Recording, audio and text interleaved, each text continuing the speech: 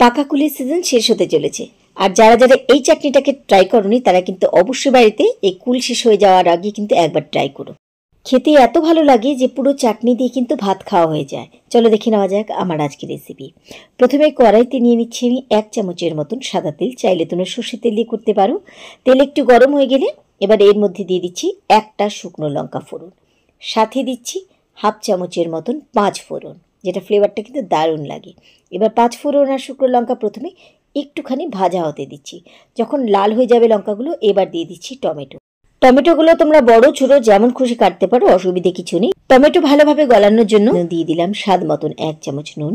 নুনের সাথে টমেটোগুলোকে কিছুক্ষণ ভাজবো, ঠিক 2 মিনিট হাই ফ্লেমে ভাজবো, যতক্ষণ টমেটোগুলো একটুখানি কাঁচা থেকে একটু নরম হয়ে একটু ছেড়ে না আসছে। তো টমেটোগুলো কিন্তু ততক্ষণে আমাদের ভাজতে হবে।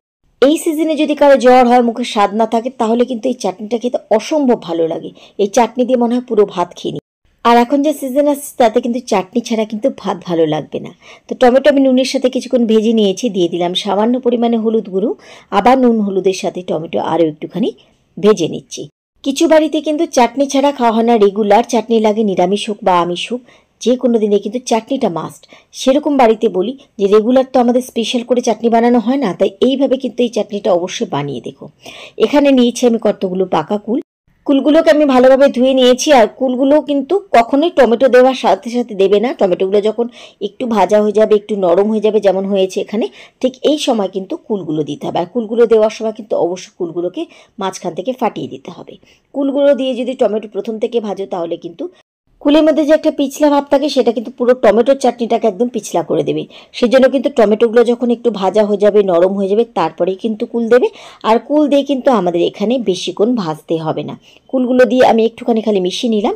এবার দিয়ে দিলাম এর মধ্যে পরিমাণ মতো জল।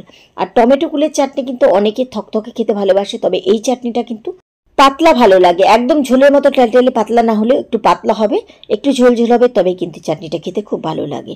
তো ভালোভাবে আমি মিশিয়ে দিয়েছি। এবার কিছুক্ষণ আমি এখানে হাই ফ্লেমে ফুটিয়ে নিচ্ছি। এতে কি হবে, কুলগুলো কিন্তু অতটা পিছলা ভাব ছাড়বে না, আর চাটনিটাও কিন্তু খেতে ভালো লাগবে। এই কুল আর টমেটো ফ্লেভারটাতে এই চাটনিটা খেতে কিন্তু দারুণ লাগে। তো আমি হাই ফ্লেমে এখানে 5 মিনিটের মতন ফুটিয়ে নিচ্ছি। কতটা পাতলা খেতে চাইছো সেই বুঝে এখানে জলটাকে টানিয়ে নেবে, তবে ঘন করো না, পাতলাই এটা কিন্তু খেতে খুব ভালো লাগে। তো আমি এখানে খুব ভালোভাবে হাই ফ্লেমে ফুটিয়ে নিই। এখনকার কুলগুলো পাকা হলেও কিন্তু খুব টক, সেজন্য আমি কিন্তু আজকে এখানে চিনি দিচ্ছি না। আমি এখানে এবার 1 চামচের মতন গুড় দিয়ে দিচ্ছি। গুড় তোমরা চাইলে পরে চিনি দিয়ে করতে পারো, তবে গুড় দিয়ে চাটনিটা খেতে কিন্তু খুব ভালো লাগে। ভালোভাবে গুড়ের সাথে মিশিয়ে নিলাম, নিয়ে আরও 2 মিনিটের মতন হাই ফ্লেমে ফুটিয়ে নিচ্ছি। চাটনির সাথে ভালোভাবে গুড় মিশিয়ে নিলেই হয়ে গেল আমাদের একদম সিম্পল, একদম ঘরোয়া, কিন্তু খেতে হয় অসাধারণ টমেটো আর কুলের চাটনি। কেমন লাগলো আমার আজকের রেসিপি, আর তোমরাও বাড়িতে এইভাবে বানাও কিনা অবশ্যই কিন্তু আমাকে কমেন্ট করে জানাবে। গ্যাস ওভেন বন্ধ করে দিচ্ছি, আমার চাটনি একদম রেডি। রেসিপি ভালো লাগলে বরাবরের মতো লাইক করতে ভুলো না, আর সবার সাথে কিন্তু অবশ্যই শেয়ার করে দিল। তাহলে আজকের মতো এটুকুই। সবাইকে ধন্যবাদ জানিয়ে আজকে এখানে বিদায় নিয়ে নিচ্ছি। ফিরে আসবো আবার অন্য কোনো রেসিপির সাথে অন্য কোনো দিন। সেই পর্যন্ত সবাই খুব ভালো থেকো, সুস্থ থেকো।